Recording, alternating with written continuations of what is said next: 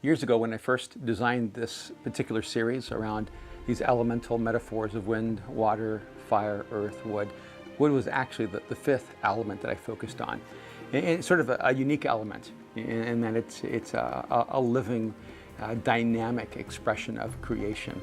And these trees have this amazing ability to have deep roots or shallow roots, to have thick trunks or thin, to have different kinds of expressions and manifestations based on the environment, based on the amount of sunlight, based on the texture of the soil, amount of water that flows.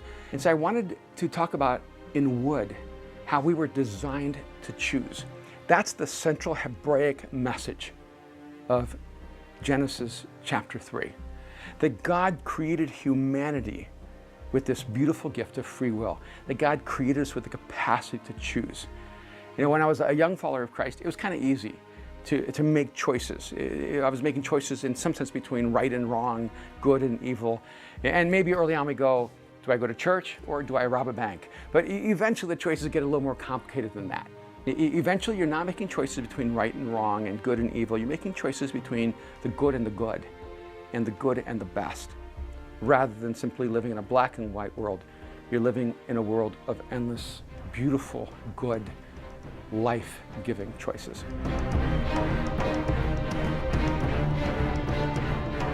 There is this interesting connection in the scriptures when it comes to wood, when this metaphor of life and death, this metaphor of choices.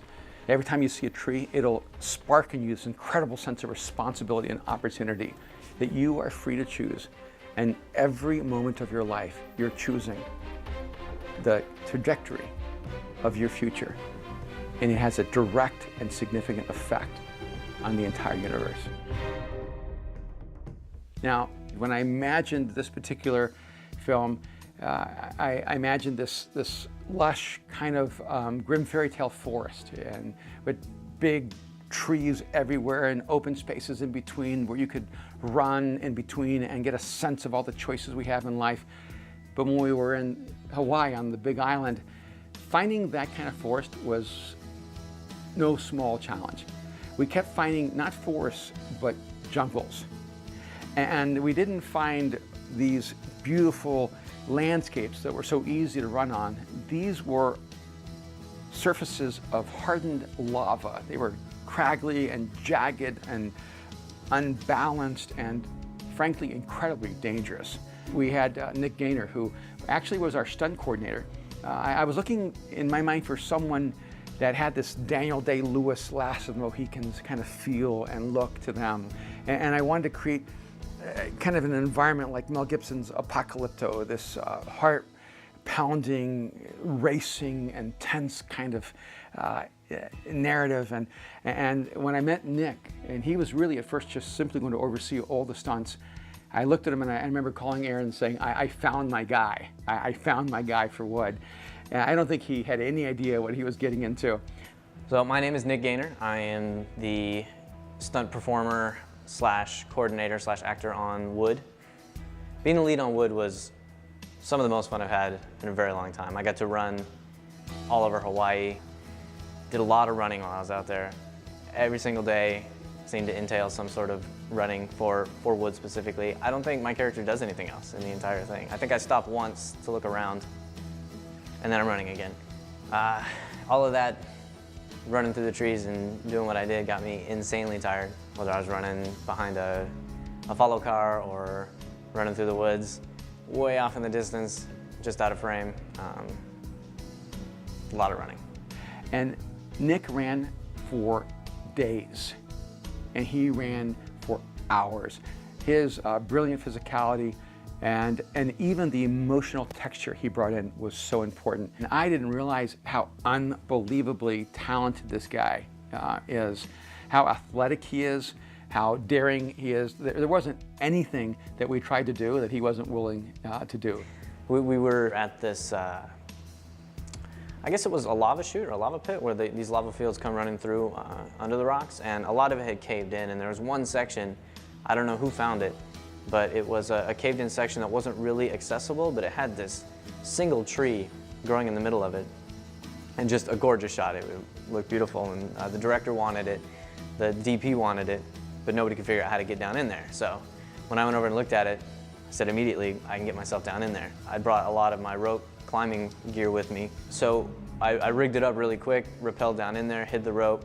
We had a couple of gorgeous shots running through there, and then I climbed myself back out.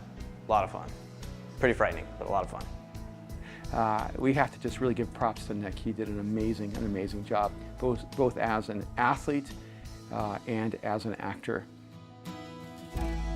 Now, our films did not take the same amount of time and energy and work. We spent a disproportionate amount of time on wood. We spent several days searching for exactly the right tree. When you experience our character running fiercely through the jungle, and then suddenly he splits into two different characters, we had to find exactly the right tree. I mean, we searched for days and days. We spent one day just searching for a tree. And as crazy as it sounds that we had to spend an immense amount of time looking for a tree, we had just as difficult a time finding a waterfall. I mean, when we went to Hawaii, we thought waterfalls are going to be easy. There are waterfalls everywhere. We'll find a waterfall we can jump off of, but it's a little tricky because some waterfalls are too high, and if you jump off of it, you will be dead. And some waterfalls aren't deep enough, they're too shallow, so then again, you might end up being crippled. We didn't know what to do because I needed a waterfall to finish this film. And we had rented this private compound for our team. And when we drove up to this place, it was breathtaking. It was just so beautiful. It was lush and tropical. And all of a sudden we walked behind the houses that are almost like these plantation type cottages. And there is this lush, beautiful, perfect waterfall. And it was as if we were searching with all of our energy and all of our strategy, and God just said, "No, I'll take care of it. Here it is. Here's exactly the place you need." Everybody took their turns jumping off the waterfall. It was this beautiful experience.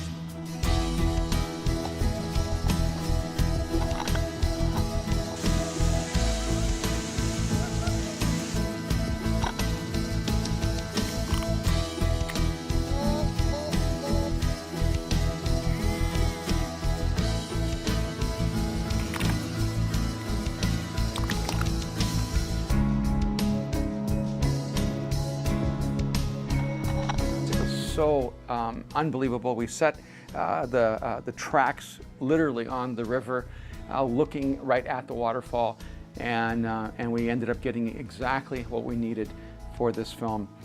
Not only did we get a waterfall that we needed for the film, but we got to enjoy one of the most beautiful places in the world. I didn't know any of the crew or anybody before I took this trip, so I had a chance to meet, I want to say, some of the most incredible people I've ever met in my life.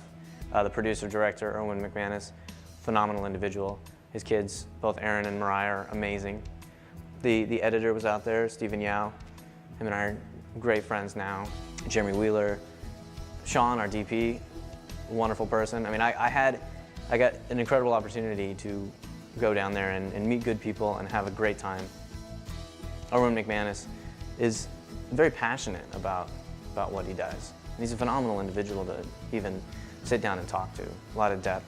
Words can't quite describe how generous and wonderful an individual he is, and I'm blessed to have had the privilege to work with him. I hope you enjoy Wood. It was a lot of fun to make it, and we feel like the message inside of it is life-changing.